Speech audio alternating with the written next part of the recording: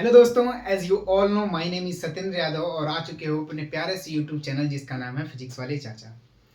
दोस्तों, आज हम पढ़ने वाले हैं एक बड़ा ही प्यारा सा टॉपिक और इम्पोर्टेंट भी है।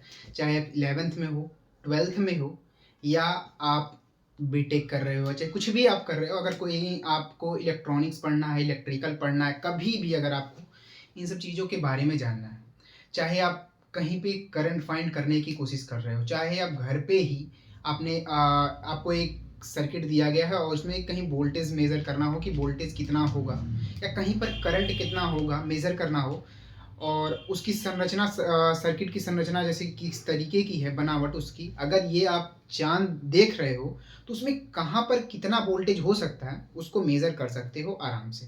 वो मैश एनालिसिस, देखो इसके कई सारे टाइप्स हैं जिनमें आता है mesh, nodal, Thevenin's, Norton, super mesh और सुपर नोड और सुपर पोजिशन, इस टाइप के बहुत सारे हैं। धीरे धीरे आज हम स्टार्ट कर रहे हैं सबसे पहला टॉपिक जिसका नाम है मैश एनालिसिस।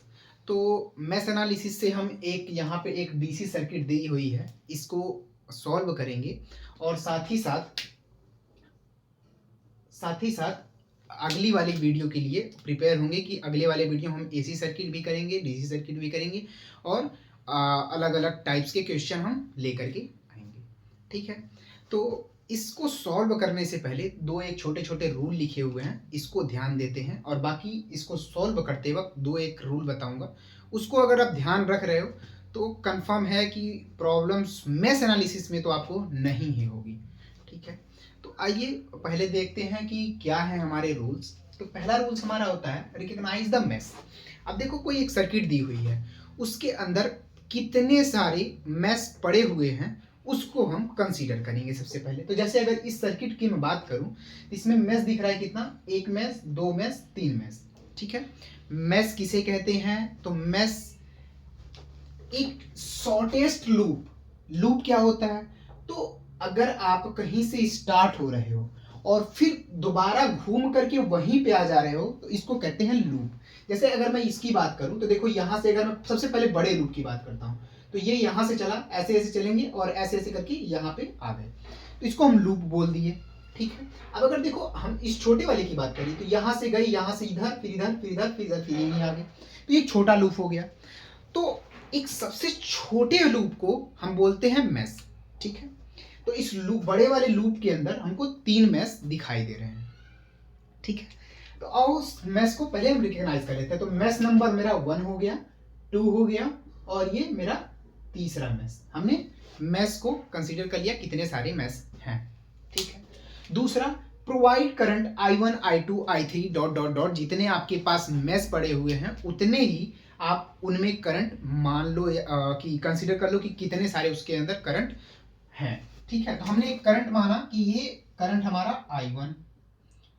ठीक है, ऐसे फिर हमने दूसरा करंट माना I2 और ये हमारा तीसरा I3। ठीक है, तीसरा क्या कह रहा है? अब देखो यहीं पे एक शॉर्ट नोट्स बनाए गए हैं कि क्लॉकवाइज या एंटी क्लॉकवाइज, देखना जरा ध्यान देना। आप अगर करंट को मेजर कर रहे हो, करंट की डायरेक्शन, ठीक है, बहुत इंपॉर्टेंट होती है। आप एक ही डायरेक्शन में तीनों मैश के करंट को मेजर करोगे। जैसे मैंने इसमें करा I1, तो I1 अगर मैं कहूं तो इधर से चल रहा है और ये नीचे की तरफ जा रहा, फिर इसको भी देखो यहां से चल रहा है ऐसे जा रहा, इसको भी देखो यहां से चल रहा है ऐसे जा रहा, तो ये हमने माना तीनों का डायरेक्शन सेम है। ठीक है, तीसरा पॉइंट देखते हैं। If current passing from negative to positive, देखो मिट गया है यहाँ पे, negative to positive, take position positive sign, otherwise negative sign. अगर देखो चाहे कोई भी एलिमेंट, हम अगर बेसिक से पढ़ें, बेसिक की बात करें तो बेसिक में हमको ये पता है कि देखो कि कोई भी अगर वोल्टेज सोर्स है या कोई भी एक्टिव सोर्स है तो उसमें हमेशा करंट नेगेटिव से पॉजिटिव की तरफ जाती है और यही हमेशा माना जाता है। लेकिन अगर हम पैसिव एलिमेंट की बात करें तो उसमें हमेशा करंट पॉजिटिव टू निगेटिव जाती है। ठीक है, इतना ध्यान रखना। अब बाकी इसमें देखो क्या करना है। हमेशा मानेंगे अगर मान लो करंट हमारा यहां से इधर की तरफ जा रहा है तो हम अपनी तरफ से एज्यूम करेंगे कि ये हमारा पॉजिटिव टर्मिनल होगा और ये हमारा निगेटिव टर्मिनल होगा। और साथ ही साथ हम ये भी लिखेंगे कि अगर करंट पॉजिटिव टू निगेटिव जा रहा है, पॉजिटिव टू निगेटिव, तो वहां हम पॉजिटिव साइन निगेटिव साइन लेंगे, और अगर निगेटिव टू पॉजिटिव जा रहा है तो वहां हम पॉजिटिव साइन लेंगे। ठीक है, ये हमने ऊपर कहीं मान लिया कि हमको यही करना ही है। ठीक है, और दूसरी बात कि हमेशा याद रखना कि कोई अगर वोल्टेज सोर्स है तो उसके अंदर करंट निगेटिव टू पॉजिटिव जाता है, और अगर कोई पैसिव सोर्स है जैसे RLC रेजिस्टेंस, इंडक्टेंस, इंडक्टर और क्या नाम है कैपेसिटर, इनमें हमेशा करंट पॉजिटिव टू नेगेटिव जाता है, ध्यान रखना बस। ठीक है, इसमें और कुछ तो रेजिस्टेंस के अलावा और कुछ है भी नहीं।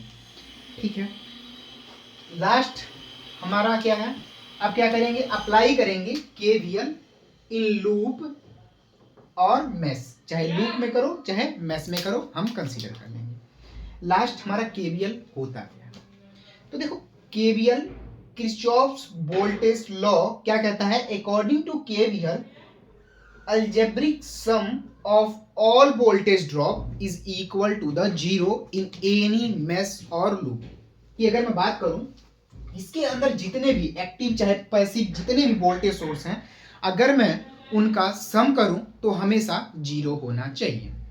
ठीक है, ये चीजें जो मैंने यहाँ पे लिखी हुई हैं, अगर ये चारों आप समझ गए तो कंफर्म मैश एनालिसिस में आपको कोई प्रॉब्लम नहीं होगी। ठीक है, आइए इस क्वेश्चन को सॉल्व करते हैं और साथ ही साथ देखते हैं कि कैसे ये काम करता है। ठीक है, तो देखो ये मेरा पहला लूप है, मैं पहले अप्लाई करता हूं KVL, अप्लाई KVL इन मेश 1। ठीक है, मेश 1 की अगर मैं बात करूं तो देखो क्या हो रहा है, निगेटिव टू पॉजिटिव करंट जा रहा है, तो हम यहाँ पे क्या करेंगे, ये वोल्टेज सोर्स, तो यहाँ पे यानी कि 100 वोल्ट, तो 100 वोल्ट पूरा पूरा, निगेटिव टू पॉजिटिव मैंने क्या कहा था, पॉजिटिव साइन लेंगे तो पॉजिटिव साइन। फिर देखो हमेशा हमने बताया था कि रेजिस्टेंस या कोई भी पैसिव एलिमेंट पॉजिटिव से निगेटिव करंट बहता है। ठीक है, तो अगर यहाँ पॉजिटिव से निगेटिव जा रहा होगा तो वोल्टेज कितना होगा, voltage is equal to V is equal to R into I। ठीक है, R कितना 2 और I1। ठीक है, ये हो गया। अब साइन क्या लें, तो पॉजिटिव टू निगेटिव जा रहा है तो यहाँ पे कौन सा साइन होगा, निगेटिव।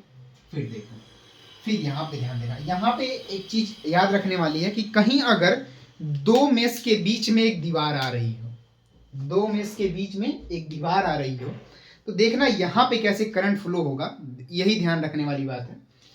तो देखो यहाँ पे 2-3 अलग अलग बुक्स में आप अलग अलग थ्योरी पाओगे, लेकिन यहाँ पे देखो ना, शेयरिंग बेड का कॉन्सेप्ट अपनाओ। ठीक है, शेयरिंग बेड, मान लो तुम हो और तुम्हारा पार्टनर है। ठीक है, कभी तुम उसके बेड पे चले जाओगे और कभी वो तुम्हारे बेड पे चला आएगा।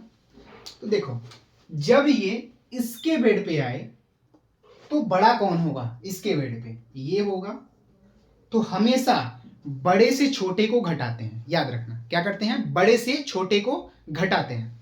ठीक है, तो अगर हम इस लूप की या इस मेश की बात कर रहे हैं तो इस लूप या मेश में बड़ा कौन है, I1, और इसके साथ शेयर कौन कर रहा है, I2। तो हमेशा क्या होगा, I1 माइनस ऑफ I2। ठीक है, इनटू रेजिस्टेंस कितना दे रखा है, 12 ओम, तो 12।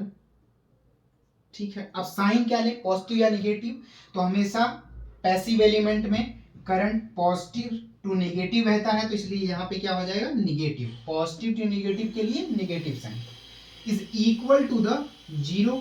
अब देखो ये दोनों निगेटिव, ये भी टर्म निगेटिव में, ये भी टर्म निगेटिव में, उधर लेकर चले जाएं तो 2I1 और यहाँ पे plus 12I1 minus of 12I2 is equal to the 100। तो ये कितना हो जाएगा, 14I1 minus of 12I2 is equal to the 100। Equation number first ये हो गया। फिर देखो यही काम हम केवी अप्लाई करेंगे मेश 2 में, तो यहाँ भी अप्लाई कर लेते हैं जल्दी से। अप्लाई केवीएल इन मेश 2, तो इसमें अप्लाई करेंगे तो देखो क्या होगा, सेम प्रोसीजर। देखो यहाँ पे फिर से थोड़ा ध्यान देना। अब क्या हो रहा है, ये इसका कमरा है, अब इसके कमरे के साथ साझा कौन करने आ रहा है, I1, तो यहाँ पे क्या होना चाहिए, I2 माइनस ऑफ I1, तो I2 माइनस ऑफ I1। अब रेजिस्टेंस क्या है 12, तो 12। अब निगेटिव लें या पॉजिटिव लें, तो देखो दिख रहा होगा आपको इसमें सारे पैसिव एलिमेंट में पैसिव एलिमेंट ही हैं। अगर पैसिव एलिमेंट ही सारे हैं तो कंफर्म है कि निगेटिव ही आने वाला है। तो सारे को एक ही तरफ रखो और पॉजिटिव भी रखो, क्योंकि निगेटिव कॉमन लेकर के आप काट भी सकते हो, ठीक है ना। तो पॉजिटिव सारे रखो, तो ये पॉजिटिव मैंने रखा। फिर देखो अगर इसके साथ तो क्या होगा, प्लस ऑफ 2I2 प्लस, अब यहाँ पे फिर ध्यान देना, अब I2 के साथ शेयर कौन कर रहा है, I3, तो क्या होगा I2 माइनस ऑफ I3, और यहाँ पे रेजिस्टेंस कितना है 6, तो 6I2 minus of I3 is equal to the 0। अब इसको सॉल्व करें तो कितना होगा, 12I2 minus of 12I1 plus of 2I2 plus 6I2 minus of 6I3 is equal to 0। तो सॉल्व करेंगे इसको तो क्या मिलेगा देखना जरा, माइनस ऑफ 12I1, 12 6 और 2 20 प्लस ऑफ 20I2 और minus of 6I3 is equal to the 0। ये मेरा इक्वेशन नंबर 2। अब ध्यान देना, अब अप्लाई करेंगे फिर से केवीएल सॉरी, अप्लाई केवीएल इन मेश 3। अब देखो 3 में अप्लाई करने जा रहे हैं, तो 3 में अप्लाई करो, फिर मैं बाद में कॉन्सेप्ट बताता हूं। देखो I3 क्या कर रहा है, इधर से इधर जा रहा है, और इसके में कौन साझा कर रहा है, I2, तो क्या होगा 6I2, क्या होगा 6I2, और कोई वोल्टेज ड्रॉप है क्या इसमें, नहीं, सॉरी I3 कह रहा हूं। देखो क्या होगा, I3 minus of I2 is equal to the 0, ठीक है। और क्योंकि और कोई वोल्टेज ड्रॉप नहीं है यहाँ पे, सिर्फ वोल्टेज को ही कंसीडर करते हैं। वोल्टेज इसीलिए हम क्या कर रहे थे, I और R को ले रहे थे, ठीक है। तो यहाँ पे देखो क्या होगा, minus of 6I2 plus 6I3 is equal to the 0।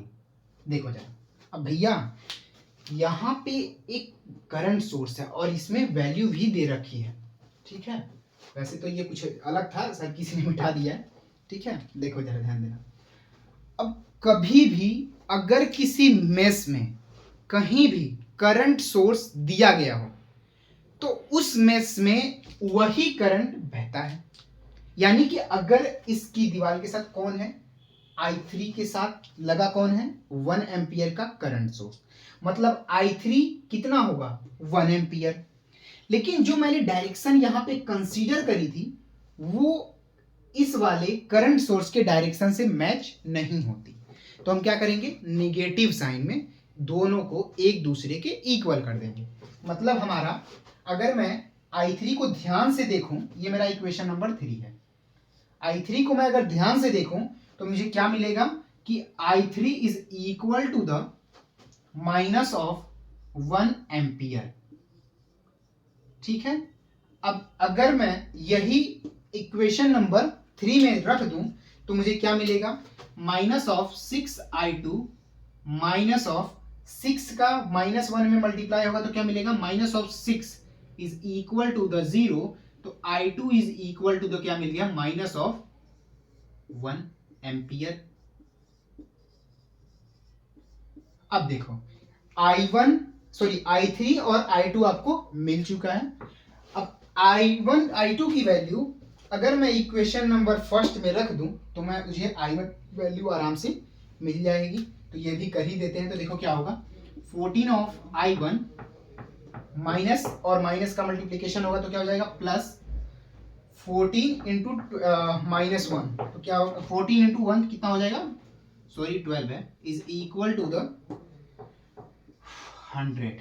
अब देखो 14I1 is equal to the, ये उधर जाएगा तो कितना बचेगा 88 7 और इससे काटेंगे तो कितना मिलेगा 44।